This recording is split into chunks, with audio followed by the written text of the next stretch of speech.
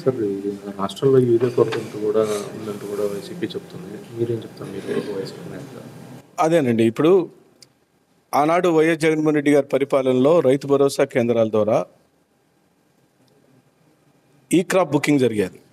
ఈ crop booking ద్వారా paddy రైతుల యొక్క సంఖ్య, మిర్చి రైతుల సంఖ్య, శనగ రైతుల యొక్క సంఖ్య, పొగాకు రైతుల యొక్క సంఖ్య, రాష్ట్రంలో ఏ పంటలు ఎంతమంది రైతులు సాగులోకి దిగారు ఖరీఫ్ సీజన్లో అని లెక్కొచ్చేది.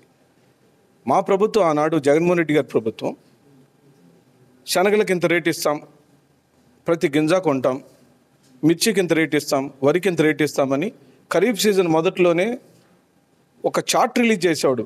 పబ్లిక్ ఈనాడు పేపర్లో కూడా వచ్చేది.